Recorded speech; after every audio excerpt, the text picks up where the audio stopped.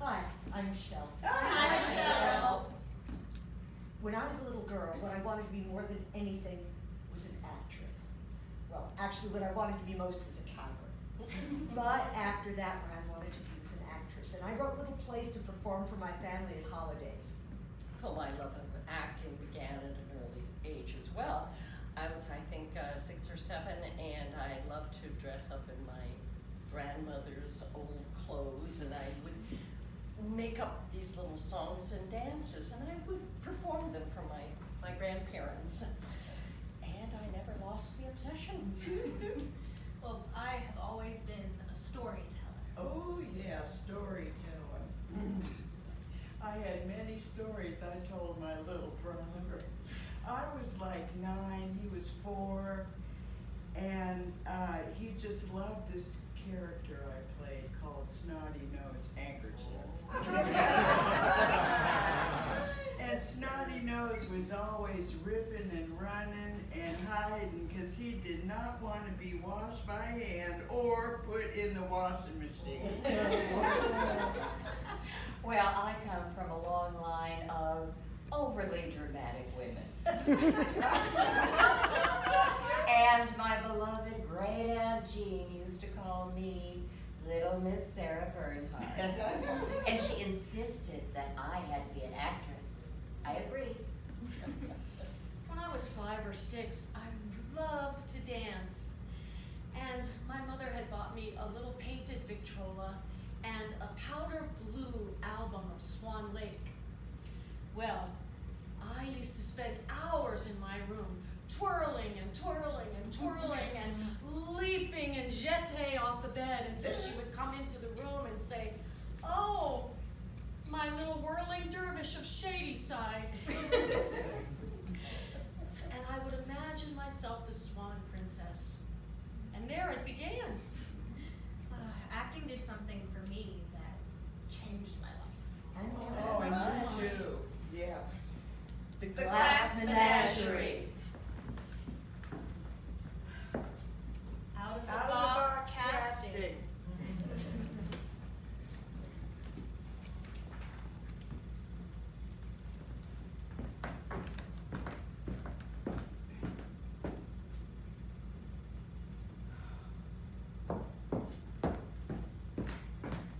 Hello, Mother. I was just. Yes, I know. You were just practicing your typing, I suppose. Yes, Mother. Deception, deception, deception. How was the DAR meeting, Mother? The DAR meeting? Didn't you go to the DAR meeting, Mother? No. I didn't go to no DAR meeting. I didn't have the strength. I didn't have the courage.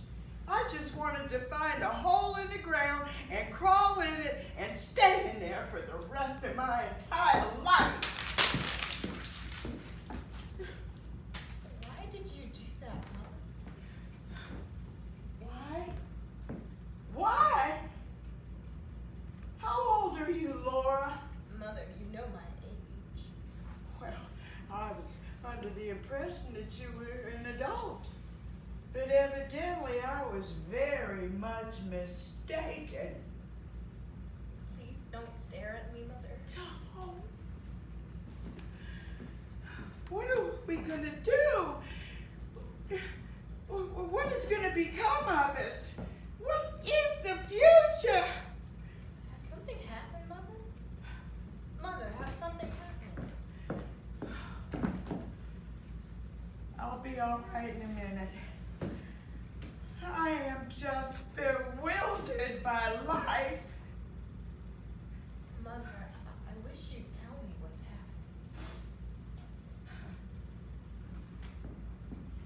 happened. I went to the DAR meeting this afternoon.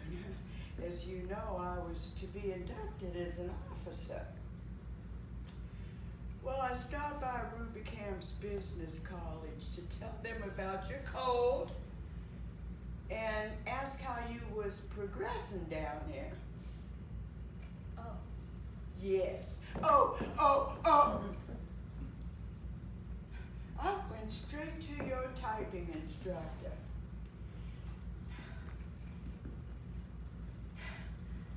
and I introduced myself as your mother. She didn't even know who you were.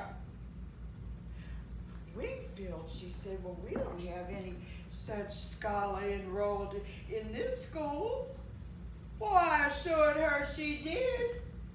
I said, my daughter Laura's been coming to classes since early January. Well, I don't know, she said, unless you mean that terribly shy little girl that dropped out of school after a few days' attendance. I said, oh, no, I don't mean that one. I mean my daughter, Laura, who's been coming to classes every single day for the past 6 weeks. Well, excuse me, she said, and she took down the attendance book, and there was your name, printed, unmistakable, and all the days you'd been absent.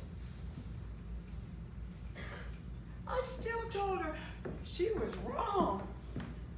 Oh, I said, no, there must be some mistake. There must be some mix-up in the records. No, she said, I remember her perfectly now. Oh, she was so shy. Her hands shook so that her fingers couldn't even reach the keys. Then we gave a speed test. And she just fell apart completely. Was sick at the stomach and had to be carried to the washroom.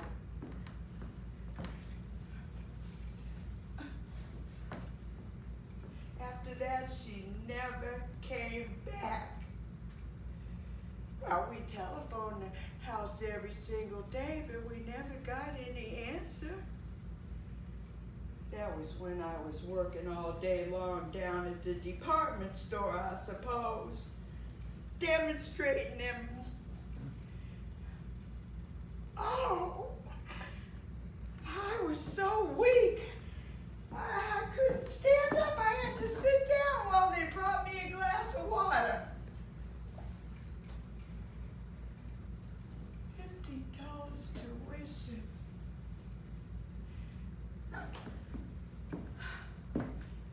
I don't care about the money so much.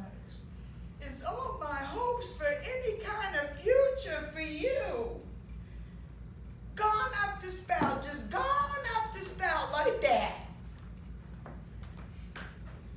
Oh no, Laura, don't do that. Don't play that Victrola.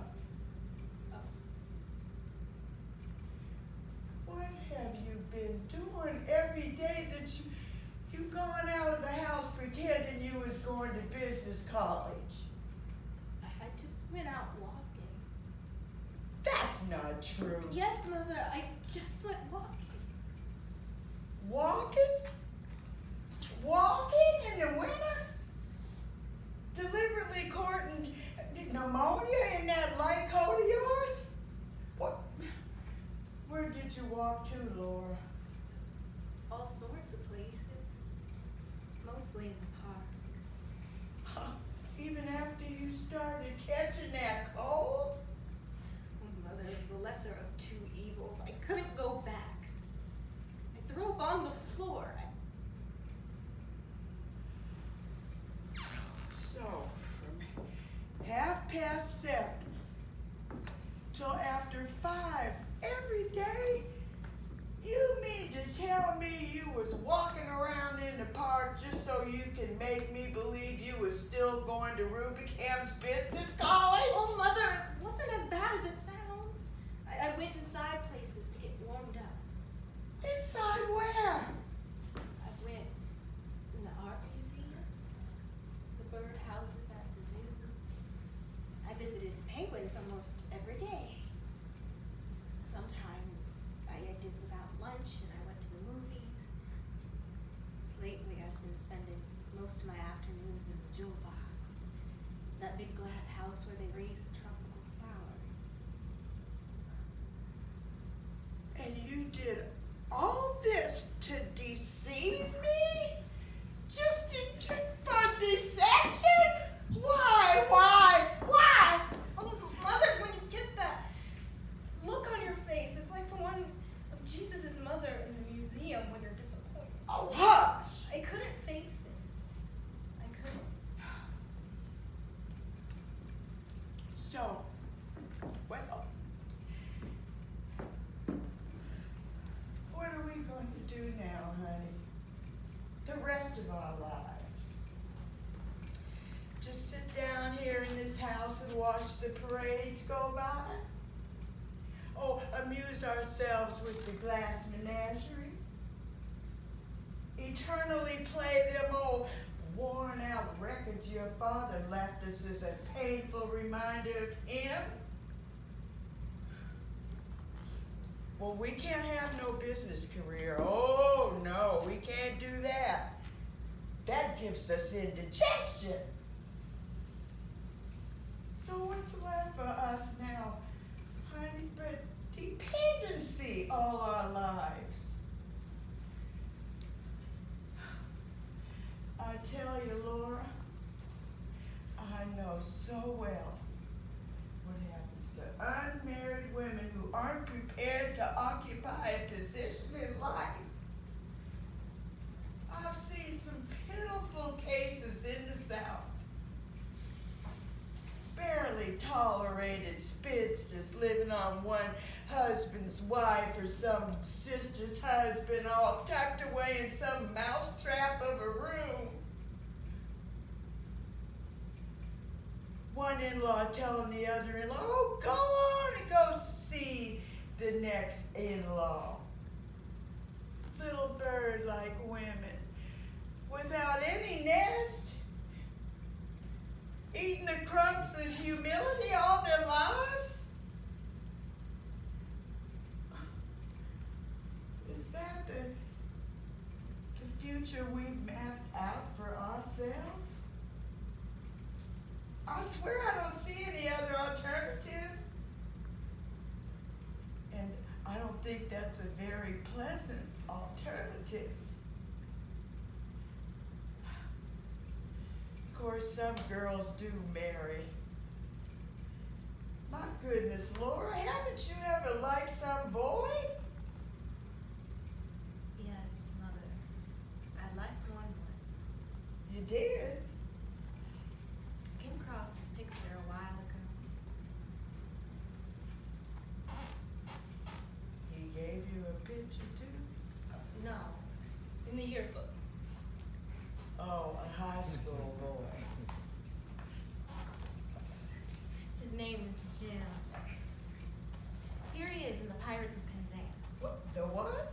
The operetta the senior class put on. He had a wonderful voice.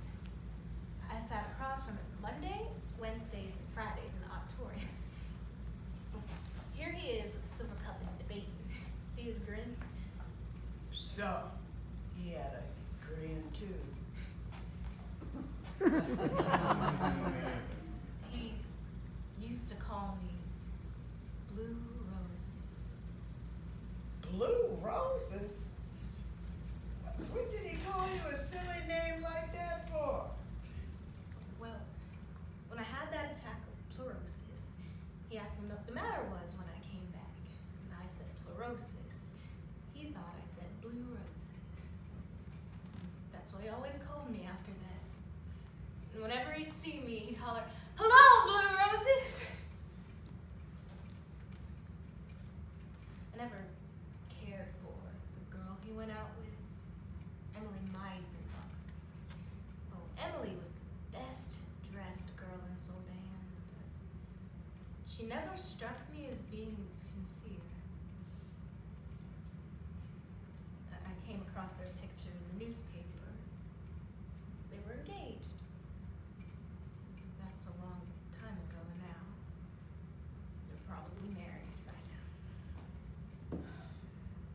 That's all right, honey. That's all right. It doesn't matter. Little girls who aren't cut out for business careers sometimes end up marrying really nice young man. And I'm just gonna see that you do that too. Oh, Mother, Well, what is it now? I'm crippled. Don't say that word.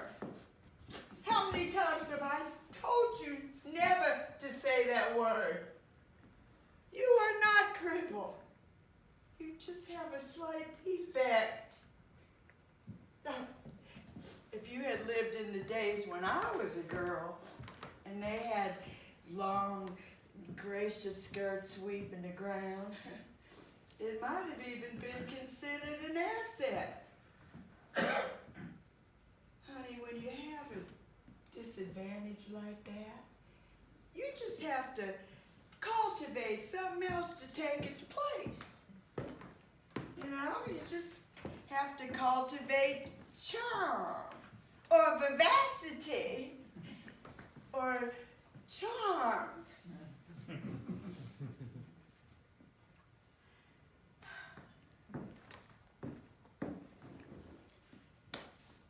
Ooh, that's one thing your father had plenty of.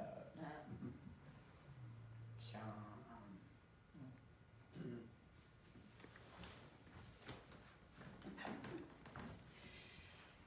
And when I told my mom and dad that I wanted to study acting, they looked at me and halfway laughed and said, "Oh, I don't think so. You're gonna play that piano and further your education." Well,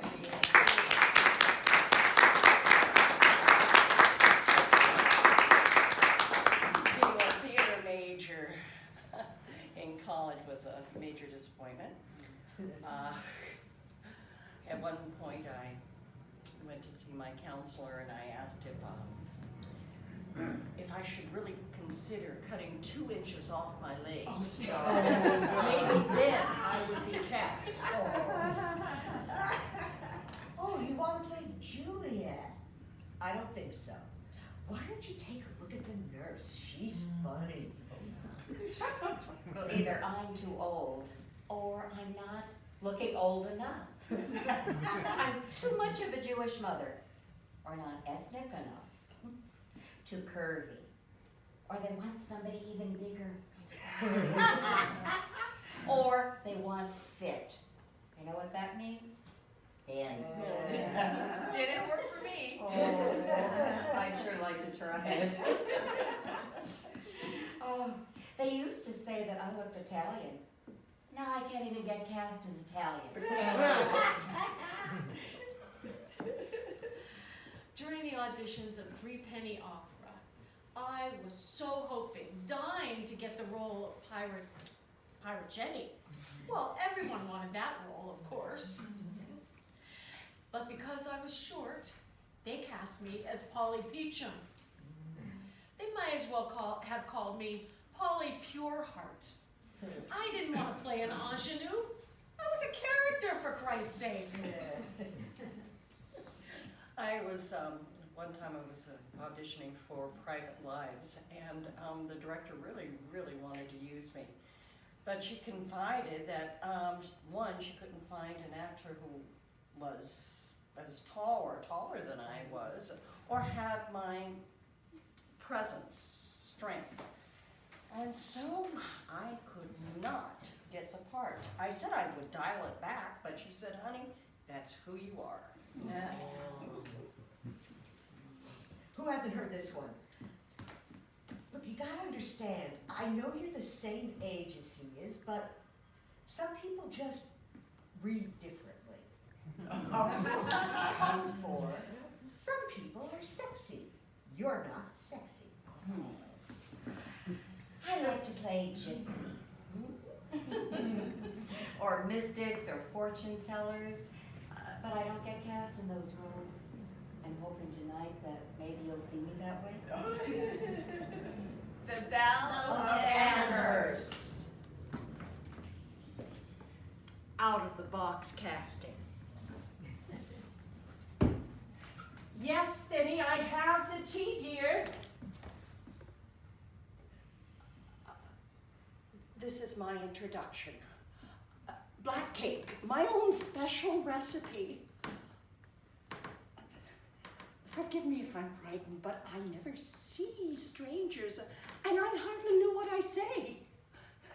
My sister Lavinia, she's younger than I, she says that I tend to wander back and forth in time, so you'll have to bear with me. I was born December 10th, 1830, which makes me 53. Welcome to Amherst. My name is Emily Elizabeth Benson. Elizabeth for my aunt, Elizabeth Currier. She's my father's sister. Oh, how the trees stand up straight when they hear Aunt Libby's little boots come thumping into Amherst. She's the only male relative on the female side. Here in Amherst, I'm known as Squire Edward Dickinson's half-cracked daughter. Well, I am.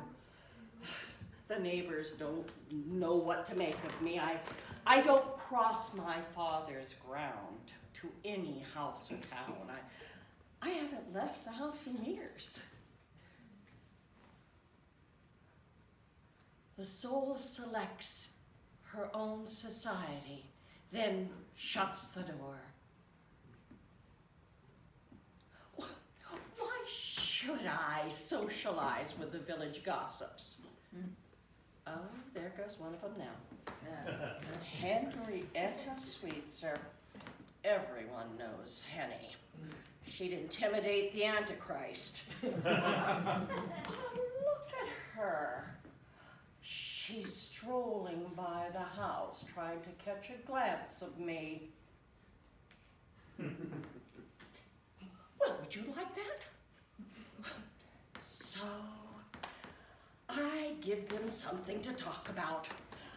I dress in white all year round, even in winter. Yeah. Bridal white, Henny calls it. Oh, dear, dear, dresses in bridal white she does every day of the blessed year, year in, year out. Disappointed in love as a girl, I hear tell. Yeah. Poor creature, also very sad. And her sister, a spinster too, didn't you know? Oh, yes. She stayed unmarried so she could stay home and take care of Miss Emily. Oh, 2 old maids in that big house. Also very sad to cut yourself away from such good people like us. Indeed. You should see them come to the house bearing gifts, craning their necks over, trying to see over Vinny's shoulder.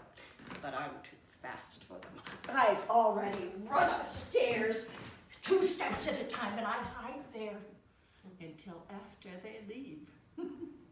You can imagine what they make of that. One old lady came to the door the other day, trying to get a peek inside. I surprised her by answering the door myself. She stuttered something about looking for a house to buy. To save the expense of moving, I directed her to the cemetery.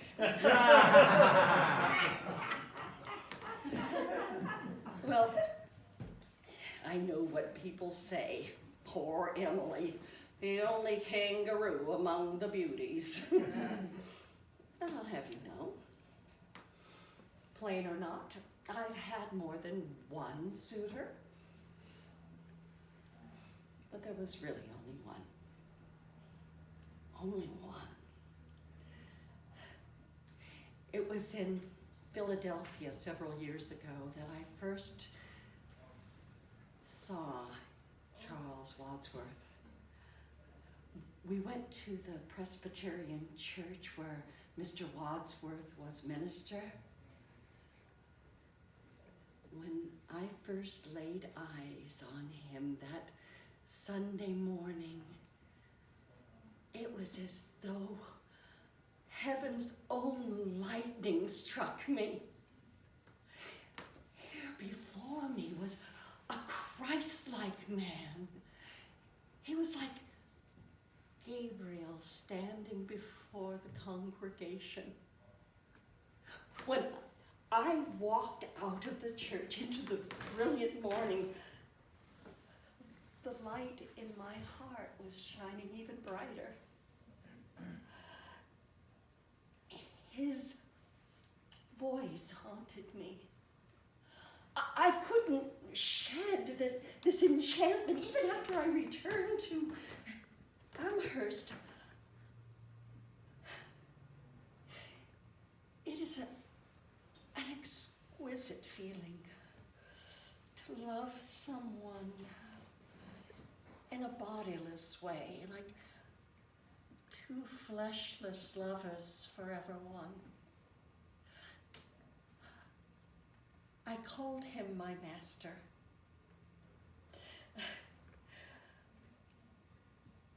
I only spoke with him twice in my life, 20 years apart. The first time was in 1860. He came to me again 3 years ago. Where did you come from? Oh, the pulpit to the train. Why didn't you tell me you were coming so I would have it to hope for? Oh, you didn't know yourself, you just came. How long was your journey? 20 years. Yes, it has been that long, hasn't it? But I'm older too, Master. But the love is the same. Will you come to Amherst again? You can't. I understand. Goodbye, Master.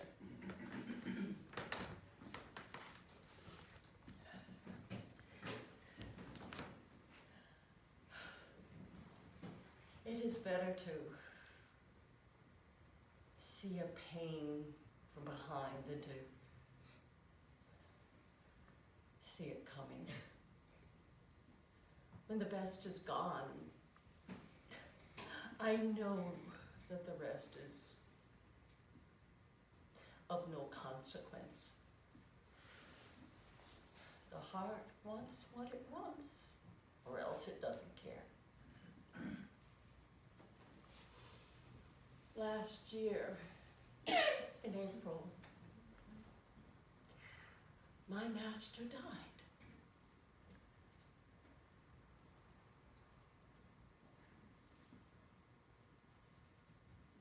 Is there really such a place as mourning? Is there really a place called day? Can we see it from the mountains if I were as tall as they? Has it feet like water lilies? Has it feathers like a bird? Does it come from famous countries of which I've never heard? Oh, some scholar, oh, some sailor, oh, some wise man from the skies. Please to tell a little pilgrim the place where morning lies.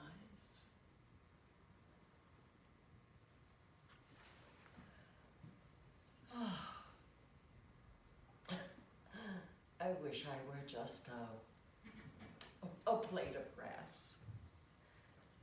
Then maybe all the problems of the dust wouldn't terrify me.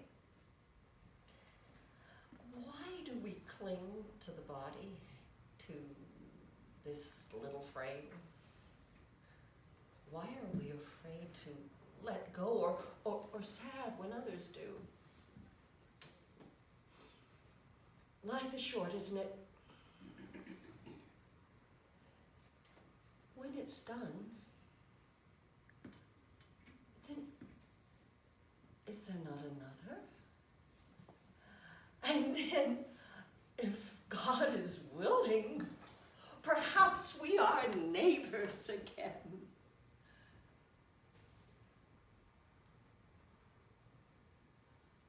The name they dropped upon my face with water in that little church, Emily Elizabeth, is finished using now, and they can put it with my dolls, my childhood, and the string of spools I've finished threading. Because I could not stop for death, death kindly stopped for me. The carriage held but just, we two, and immortality. We slowly drove, he knew no haste, and I had put away my labor and my leisure too for his civility. We passed the school where children played, their lessons scarcely done. We passed the fields of gazing grain. We passed the setting sun. We paused before a house, which seemed a swelling of the ground. The roof was scarcely visible, the cornice but a mound. Since then, 'tis centuries. But yet, each feels shorter than the day. I first surmised the horses' heads were toward eternity.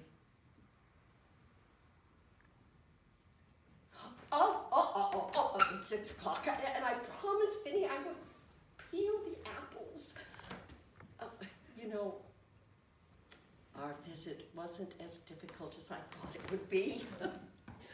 We so very seldom entertain guests. Coming, Vinny.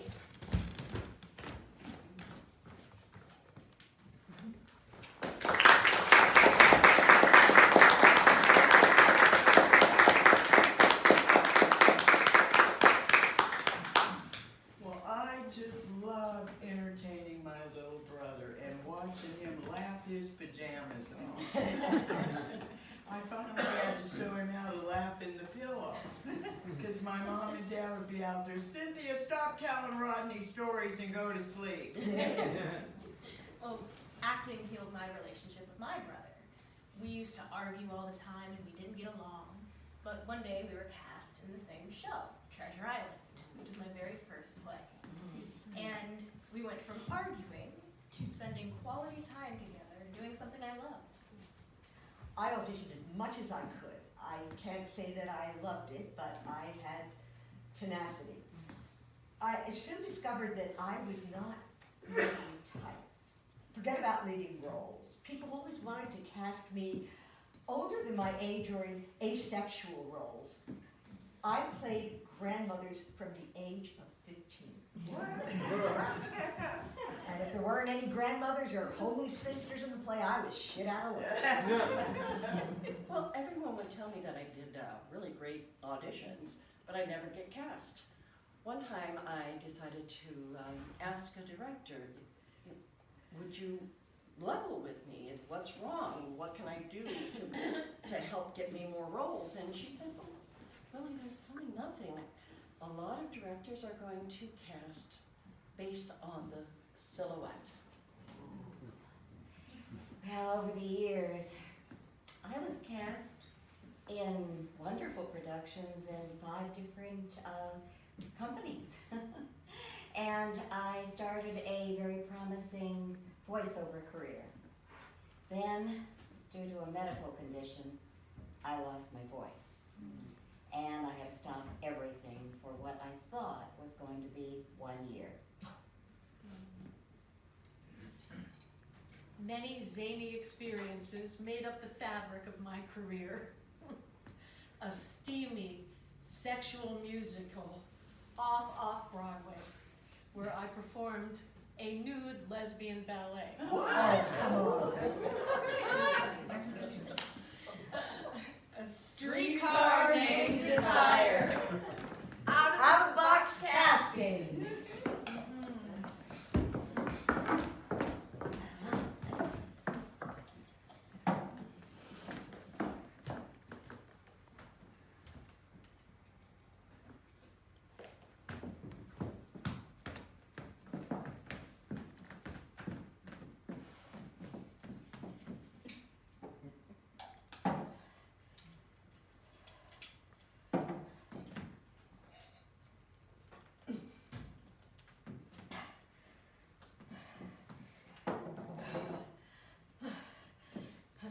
get myself together. Blanche! Stella, oh, Stella from Star. Now then, let me look at you. Oh, but don't you look at me, Stella. No. Not till later, not till after I've bathed and rested. And turn that overlight off, turn that off. I won't be looked at in this merciless glare. Oh, come back here. I thought you would never come back to this horrible place. Oh, what am I saying? I didn't mean to say that. I meant to be nice about it and say, oh, what a convenient location and such. Oh, precious lamb, you haven't said a word to me. You haven't given me a chance, honey. Oh, well, now you talk. Open your pretty mouth and talk while I look around for some liquor. Oh, I know you must have some liquor on the place now. Where could it be, I wonder? Oh, I spy. Blanche, you sit down and let me pour the drinks. I don't know what I've got to mix with. Maybe there's a Coke in the icebox. Oh. Look in there. No Coke, honey, not with my nerves tonight. Where is... Oh, Stanley? Oh, he's bowling. Loves it. They're having a... Oh. Found some soda. Tournament. Oh, just water, baby, to chase it.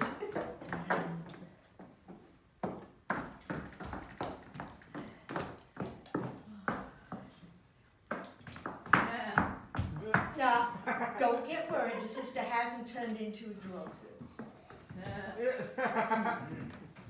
What are you doing in a place like this?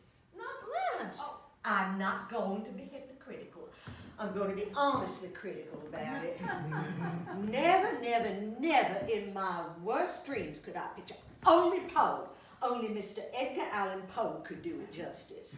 And out there, I suppose, is the ghoul-haunted woodland of Will. No, honey. Those are the L&N tracks. Oh, no, now, seriously. Putting joking aside, why didn't you tell me? Why didn't you let me know? Tell you what, Blanche? Why, that you had to live in these conditions. Aren't you being a little intense about it? It's not all that bad. New Orleans isn't like other cities.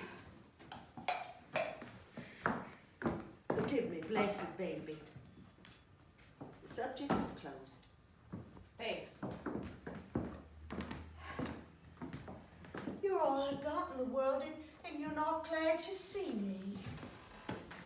Blanche, you know that's not true. No? I'd forgotten how quiet you were. You never did give me a chance to say much, Blanche, so I just got in the habit of being quiet around you. Oh, a good habit to get into. You haven't asked how I happened to get away from the school before the spring term ended. I thought you'd volunteer the information if you wanted me to know. You thought I'd been fired. No, I thought you might have resigned.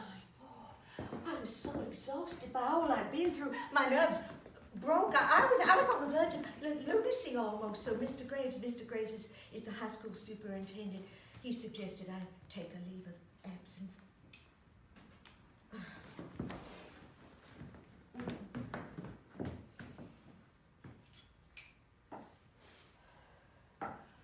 Whew.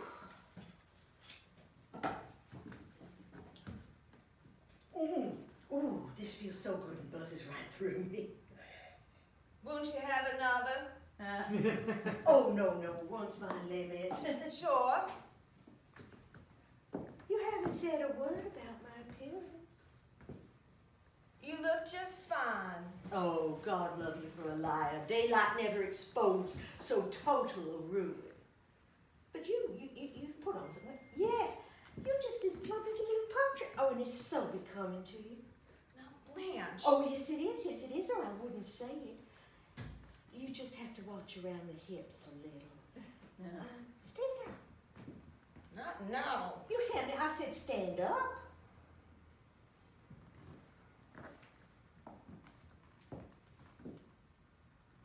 Oh, about your hair. You ought to have it cut in a feather bob with your dainty features. Stanley, you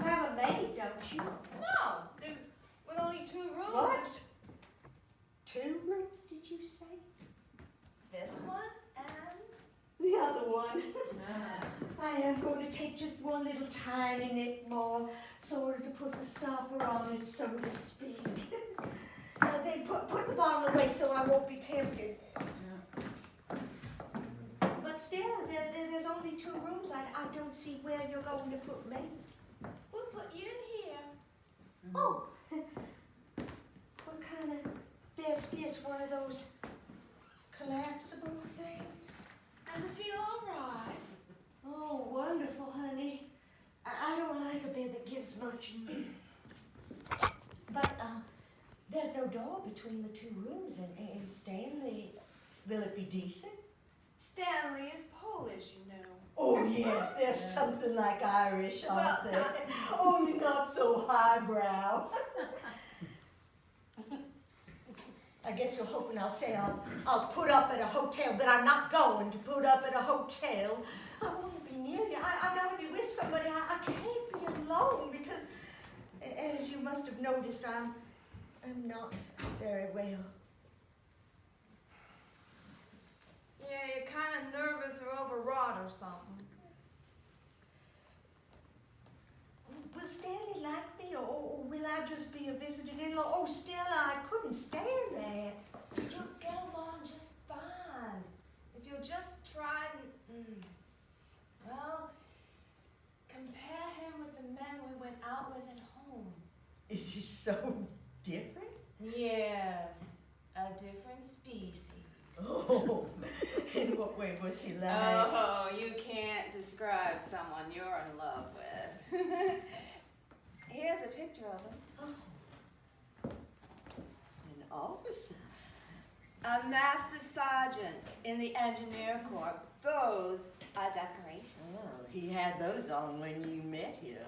I assure you, I wasn't just blinded by Albert Moraz. How did he take it when you said I was coming? Oh, Stanley doesn't know yet. You haven't told him. He's on the road a good deal. Oh, travels. Yes. Good. I mean, isn't he?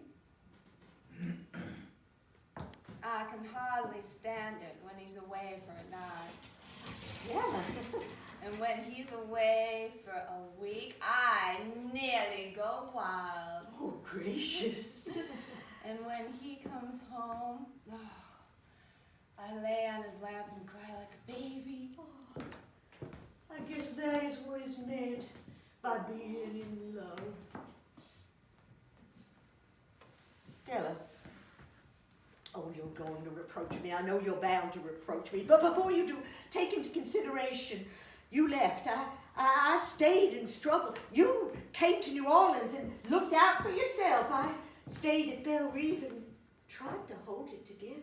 The best I could do was make a living for myself, Blanche. Oh, I know, but you are the one who abandoned Belle Reve, not I.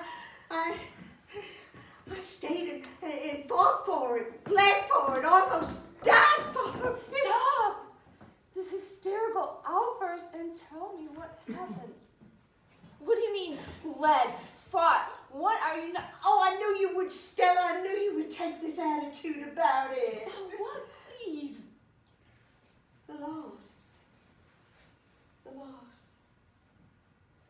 Belle Reve? Lost, is it? No. Yes, Stella. But how did it go? What happened? You're a fine one to ask me how. Blanche. You're a fine one to sit there accusing me of Blanche. I took the blows in my face and my body.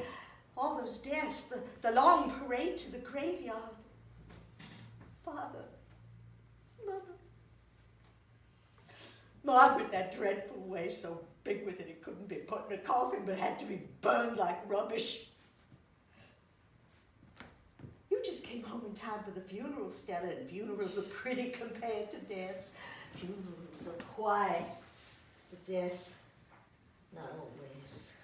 Oh, you'd never suspect there was the struggle for breath and bleeding. Oh, you didn't dream, but I saw. And now you sit there telling me with your eyes that I let the place go. How in hell do you think all that sickness and dying was paid for? is expensive, Miss Stella. Oh, and the Grim Reaper had put up his tent on our doorstep. Belle Reef was his headquarters. And I with my pitiful salary at the school. Honey, that's how it slipped through my fingers. Yes, accuse me. Sit there and stare at me thinking, I let the place go. I let the place go. Where were you? In bed with your old Polak. He still isn't enough. Where are you going? I'm going in the bathroom to wash my face. Oh, Stella, you're crying. Does that surprise you? Oh, forgive me. I didn't mean to.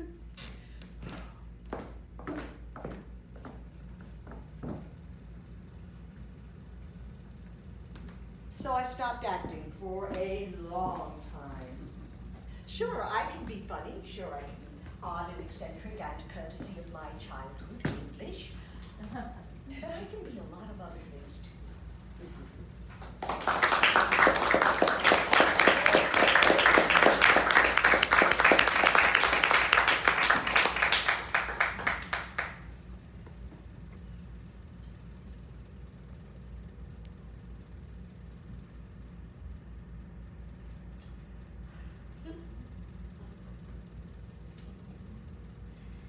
Well, my voice did come back. And I did have a nice little voiceover career. Yeah. One night, for Passover Seder at my grandmother's, I had a little too much Mogan David to drink. And I decided to perform for the guests and family members there. They laughed at me so hard that I cried and ran up the stairs, feeling totally humiliated. The rose tattoo. Out of the box casting.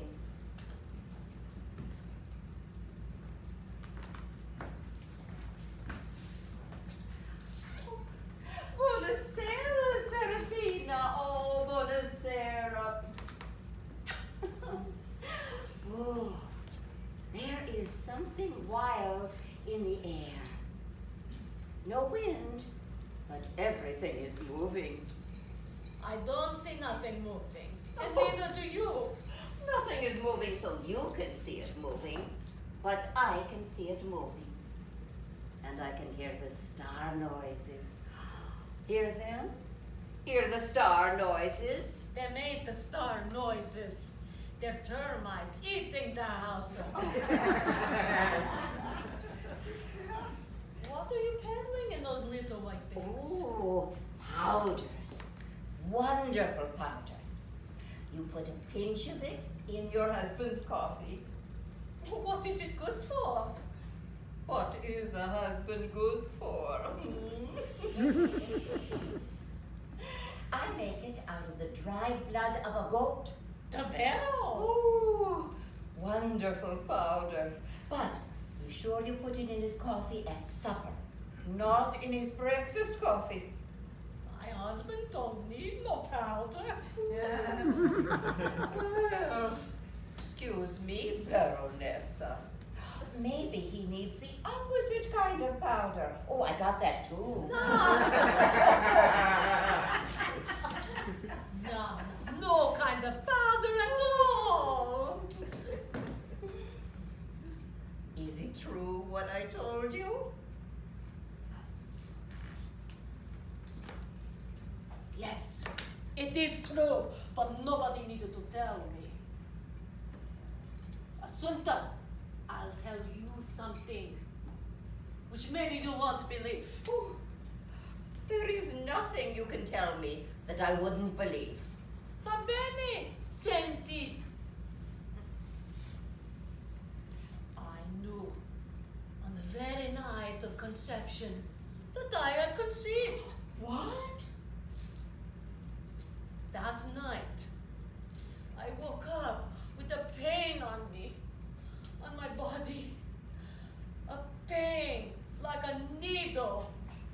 Quick, hot little stitches. I turned on the light. I uncovered my breast. On it, I saw the rose tattoo of my husband. Rosario's tattoo? On me, on my breast, his tattoo. Echo. And when I saw it, I knew that I had consent. Oh, Echo. You sell the powders. You don't believe that I can see it. Did Rosario see the tattoo? I screamed, but when he woke up, it was gone. It only lasted a moment. But I did see it. And I did know when I seen it that I had conceived, that in my body another rose was growing. Did Rosario believe that you saw it? See? Oh, Serafina, for you, everything has to be different. A sign, a miracle, a wonder of some kind. You speak to Our Lady. You say that she answers your questions. She nods or shakes her head at you. Serafina, underneath Our Lady, you have a candle. The wind from the shutters causes the candle to flicker. The shadows move. Our Lady seems to be moving. She gives me a sign. Only to you, because you are so important. The wife of a barone. Oh, Serafina. In Sicily, they called his uncle a barone. But in Sicily, everybody's a barone who has a piece of a land and a place for the goats. They said to his uncle, Vicenza, and they kissed their hands to him. Oh, in Sicily, see. But what's he do here? Drives a truck of bananas. No, not bananas. Not bananas? A cosadici.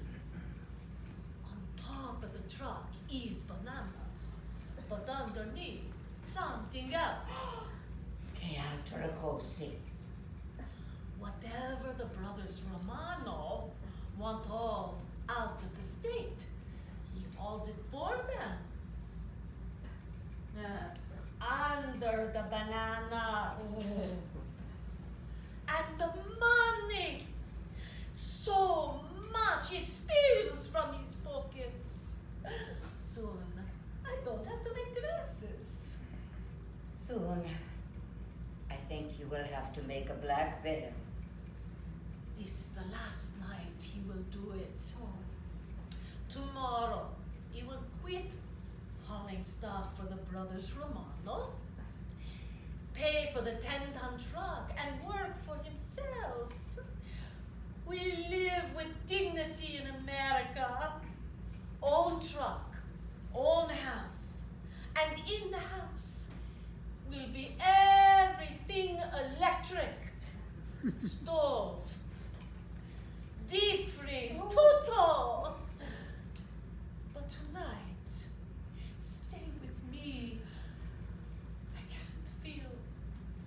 I can't swallow my heart. Not until the truck stops in front of the house and his key is in the lock of the door.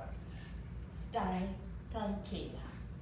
Calmati. Have a glass of wine. And before the glass is empty, he'll be in your arms. And I call for him, and he shouts back at me, Chi sono chi? But tonight, I can't swallow my heart.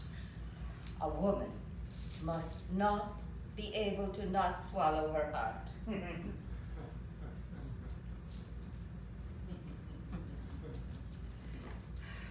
Stay with me. have to go see a woman who swallowed her heart. She could not swallow her heart. This woman swallowed rat poison because she had a heart that was too big to swallow. Buonanotte, Serafina. Buonanotte.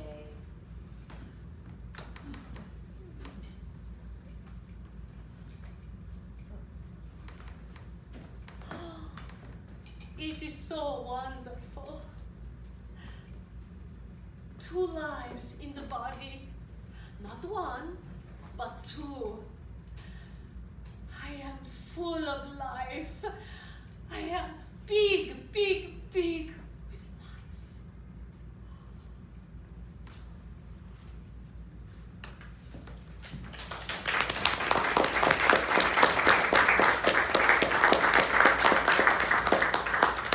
But I'll keep trying. I just did a play where one of the characters said, I have a rage to paint. Well, I have a rage to act. I never feel more alive than when I am on stage.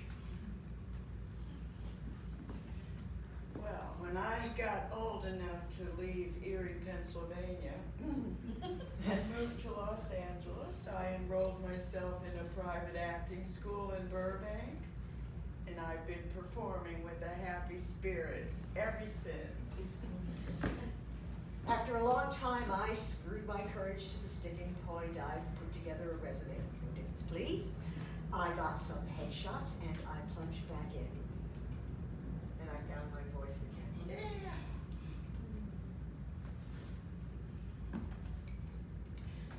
Yeah. In New York, after 5 callbacks for the film of Hair, I didn't get in.